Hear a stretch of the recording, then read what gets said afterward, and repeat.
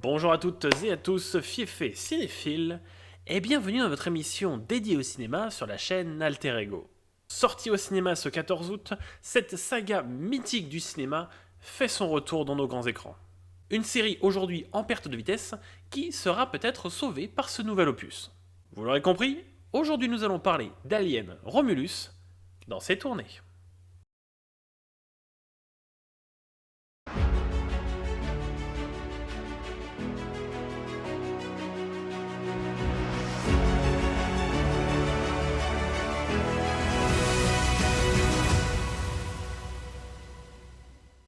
L'iconique saga Alien revient après 7 ans d'absence au cinéma. La saga, initiée par Ridley Scott et Sigourney Weaver en 1979, a connu de nombreuses étapes plus ou moins chaotiques. Avec presque 45 ans d'existence, la saga aura connu 3 grosses réussites et 3 gros échecs. Avec 3 partout, la balle est au centre, Romulus parviendra-t-il à faire pencher la balance d'un côté ou de l'autre? Eh bien, c'est ce que nous allons voir. Et oui, vous avez bien vu, cette fois-ci ce n'est pas Ridley Scott qui est aux commandes, mais bel et bien Fede Alvarez. Le réalisateur uruguayen, que l'on connaît pour Don't Breathe ou le remake de Evil Dead en 2013, nous propose sa version de l'histoire du xénomorphe. C'est donc bien loin du père de la saga trop occupé sur son Gladiator 2 dont tout le monde se fiche, que ce nouvel opus se réalisera. Et on va être honnête, c'est plutôt une bonne nouvelle. Le réalisateur vieillissant ne nous a pas spécialement transcendé avec cette dernière réalisation. Le long métrage de 2 heures nous propose une introduction totalement aux antipodes des films précédents, avec ici un début sur une vie plutôt détaillée de la vie dans les diverses colonies humaines.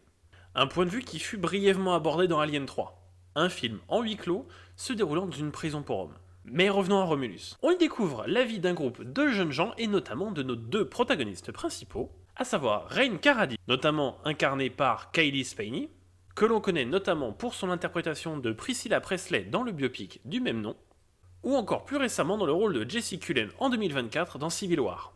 Une actrice ayant fait ses preuves puisqu'en 2023 elle décroche la coupe Volpi pour la Mostra de Venise pour le film Priscilla de Francis Ford Coppola.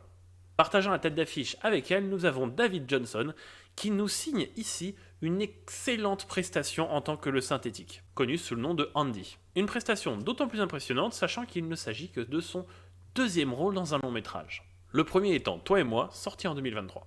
Que dire donc d'Alien Romulus? Eh bien tout d'abord, avec une introduction intéressante et une entrée rapide en matière, on peut aisément dire que le film correspond aux attentes des fans. On a ici une introduction où, comme je le disais précédemment, on développe d'abord les personnages dans leur univers à eux.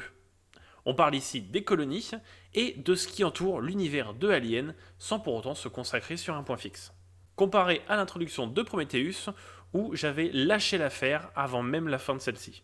On fait donc face à une suite d'événements logiques ainsi qu'à une filmo sublime, tout en nous laissant porter par la BO composée par Benjamin Wallfisch. C'est notamment lui qui avait composé la BO de Blade Runner 2049 aux côtés de Hans Zimmer. Et aujourd'hui, il est seul aux commandes malgré le fait que la plupart des musiques soient reprises de Alien, le 8e passager. Musique du 8e passager qui, à l'époque, avait été composée par Jerry Goldsmith, compositeur entre autres des musiques de Poltergeist, Rambo ou Star Trek. Entre autres. Une introduction très bien ficelée qui laisse place à une exploration très angoissante dans une station spatiale abandonnée. Une situation qui n'est pas sans rappeler aux fans de la saga l'expérience vidéoludique Alien Isolation, sortie en 2014 sur console. Un clin d'œil qui ne s'arrête pas là, car le réalisateur a repris de nombreux bruits et sons d'ambiance qui vous rappelleront votre exploration de la station Sébastopol. En somme, une première heure réussie qui, si elle avait continué sur sa lancée, aurait pu faire de cet opus l'un des meilleurs de la saga. Après, si on reprend en détail le scénario, on peut constater de nombreuses similitudes avec celui du 8e passager. Et d'ailleurs, le film se permettra de vous le rappeler plusieurs fois. Et c'est donc après passer 1h20 que tout a basculé. Si autant on commençait l'affrontement final par une note originale et très bourrine, rappelant notamment la violence que l'on pouvait avoir dans Alien Fireteam Elite, un autre jeu vidéo sorti en 2021. Ici, on termine sur une série d'actions totalement illogiques, voire complètement stupides, de la part des protagonistes et du xénomorphe. Avec notamment une scène que je vous spoil pas, et qui m'a totalement effaré, complètement sorti du film, tellement elle est dénuée de sens. Une échappée de la station moyennement bien réalisée plus tard, on termine sur un rappel non nécessaire à la mythologie de Covenant et de Prometheus, qui, au vu des succès des deux films, aurait mieux fait de pas figurer au script de ce nouvel opus. Clairement pas. L'exécution de la fin de ce film est donc bizarre et brouillonne, avant de bizarrement retourner sur ses rails dans les 10 dernières minutes du film. C'est un peu comme si Ridley Scott avait fait éruption sur le plateau pour faire à sa sauce l'affrontement final, avant de repartir dans les 10 dernières minutes. Après, je vous rassure, on reste sur un bien meilleur opus que les 3 précédents. On y modernise le scénario d'Alien, la résurrection, sorti en 97, tout en retirant les choses les plus stupides du film. Une recette qui, pour moi, fonctionnera pendant 70% du film, ce qui m'a beaucoup dirigé pour lui mettre un 7 sur 10. Je vais pas parler très longtemps des autres acteurs parce que j'aurais pas grand chose de constructif à dire sur eux.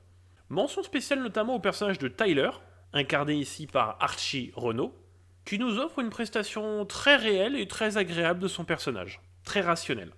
Le personnage de Navarro est aussi correctement écrit, avec des décisions un peu bizarres par moments, mais ça va.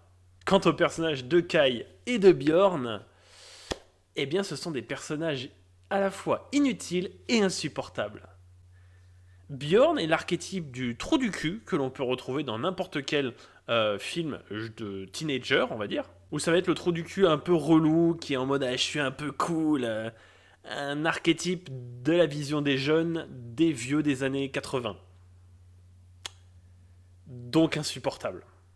Et le personnage d'Isabella Merced, on va dire qu'il est aussi intéressant que celui qu'elle incarnait dans Madame Web. Après, pour réellement juger leurs prestations à tous, j'ai dû regarder un petit peu ce qu'ils avaient fait d'autre, et j'ai rajouté pas mal de films à ma liste personnelle à regarder, ce qui me permettra de voir un petit peu l'acting en manière générale de ces jeunes acteurs. En résumé, un opus qui vaut le détour, malgré de nombreuses faiblesses, un bon divertissement qui peut se placer en véritable film d'action et d'horreur comparé à Prometheus et Alien Covenant. Je vous conseille malgré tout d'aller le voir et de vous faire votre propre idée. C'est le meilleur démarrage de l'année 2024. Au box-office, il se situe non plus pas trop mal. Dites-moi ce que vous en avez pensé en commentaire, mais sans spoil. Tout commentaire avec du spoil sera supprimé. Merci à tous d'avoir regardé ce nouvel épisode de C'est tourné sur la chaîne Alter Ego. Je vous remercie de suivre ces épisodes avec autant de ferveur. On va continuer de faire les C'est tourné sur la chaîne, mais de manière plus sporadique. Je vais essayer maintenant de faire 2 JDR par semaine, et le C'est tourné arrivera le mercredi après-midi, quand j'aurai un film intéressant sur lequel parler. Merci à tous encore d'avoir regardé cette vidéo, et à la prochaine dans C'est tourné.